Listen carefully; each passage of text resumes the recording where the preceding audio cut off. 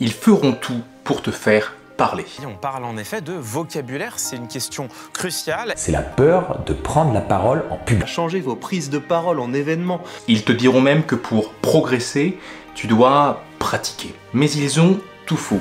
Et dans cette vidéo, j'aimerais te montrer en quoi l'art de la prise de parole en public ne consiste pas à savoir parler, mais peut-être plutôt à savoir utiliser ce que nous avons dans ce monde survolté, tous oubliés.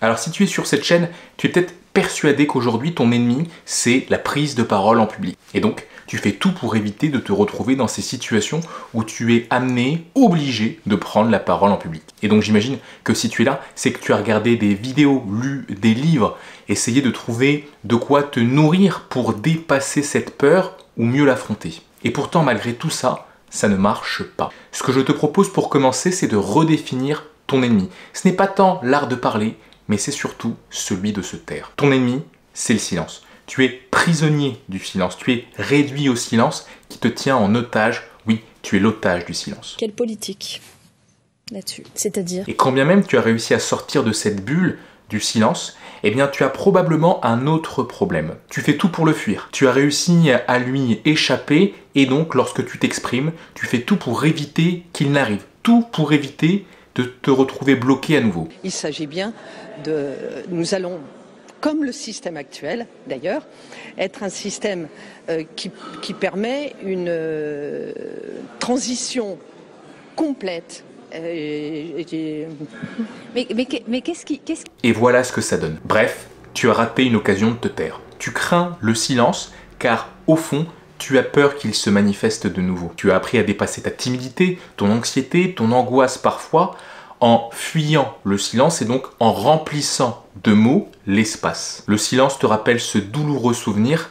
Résultat, tu sais parler, oui, mais tu n'as pas d'impact. Et donc si tu es là, c'est que tu veux maximiser ton impact lorsque tu t'exprimes. Et on t'a vendu que la rhétorique allait t'y aider. On t'a vendu que le poids des mots bien choisis pouvait faire la différence dans tes prises de parole en public. On t'a quand même dit que l'oral n'avait rien à voir avec l'écrit, mais on t'a vendu de quoi savoir écrire et de quoi savoir recracher à un public en vie de la matière morte, de la matière fossilisée, celle de l'écrit. On t'a appris à être un poète dans sa chambre alors que tu voulais être un acteur de ton développement personnel. Tu suis les conseils de ces youtubeurs qui par la rhétorique te promettent de réussir à mieux t'exprimer et pourtant personne ne te suit. On t'a appris que le choix des mots pouvait faire la différence sans t'apprendre à faire la différence dans la vie des gens. Or, dans la vraie vie, celle du quotidien, ce n'est pas la rhétorique qui fait la différence dans celle-ci. Ce n'est pas ça qui t'aide à faire la différence. Ça... Émission qui passe le dimanche à 11 h, donc je me doute qu'évidemment vous pourriez l'écouter en... Non, c'est zéro.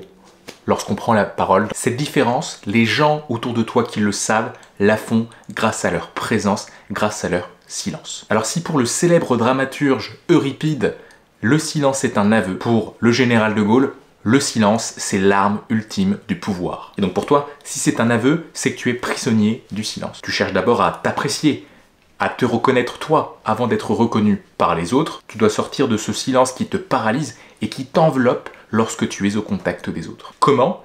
Eh bien, entraîne-toi avec cet exercice qui s'appelle le partage émotionnel. Entraîne-toi à dire tes émotions au contact des autres.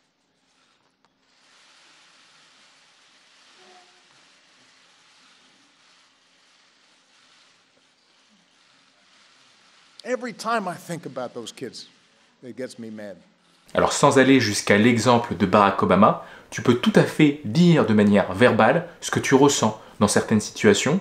Cela te permettra de diminuer l'émotion associée, peut-être le stress, peut-être la gêne, peut-être l'angoisse, peut-être la panique, à la situation que tu vis. Et ça, c'est le résultat d'une étude scientifique menée en 2007 par un certain professeur Lieberman qui a montré en examinant via un IRM les cerveaux de certains patients que le fait de reconnaître et de nommer l'émotion diminuait l'activation de la zone associée à l'émotion en question. Au fond, avoir confiance en l'autre et dire ce que tu penses de l'autre à l'autre va t'aider à développer une aisance relationnelle et donc à être plus à l'aise pour sortir du silence. Et puis quand ce sera devenu une arme, tu devras aiguiser cette arme pour la rendre plus efficace, plus forte. Tu vas devoir arrêter de le fuir et donc l'accueillir. Et lorsque tu auras accueilli le silence, tu n'en auras plus peur et tu seras à l'aise avec lors de tes prises de parole. Une bonne prise de parole n'est jamais remplie de mots. Un peu comme en musique, les paroles sont organisées de part et d'autre autour du silence lorsque tu t'exprimes. Miles Davis, ce célèbre trompettiste de jazz américain, disait que la véritable musique, c'est le silence. Et toutes les notes qui existent ne font que l'encadrer. À ce stade, il est important que tu retiennes l'idée suivante. Le silence n'est pas l'absence de communication, c'est juste l'absence de mots. Et si tu veux être à l'aise avec le silence, tu vas devoir apprendre à communiquer sans parler. Un peu comme ça. Toujours. Souvent. On verra précisément comment dans une autre vidéo. Maîtriser l'art du silence, c'est donc maîtriser l'art de la parole et vice-versa. Le jour où tu ne seras plus bloqué ni prisonnier, tu arrêteras d'utiliser des fausses figures rhétoriques pour t'en sortir, tu seras beaucoup plus à l'aise au moment où tu devras t'exprimer. Le jour où tu maîtriseras le silence, tu auras atteint un niveau beaucoup plus important, une sorte de nirvana de la prise de parole en public. L'impact sur ton public sera sans commune mesure. Tu pourras dire adieu à l'auto-censure. Alors n'oublie pas, ils feront tout pour te pousser à le fuir. Et pourtant, cesse de murmurer pour exister. Deviens audible si tu veux être crédible. Sois retentissant et tu seras éloquent.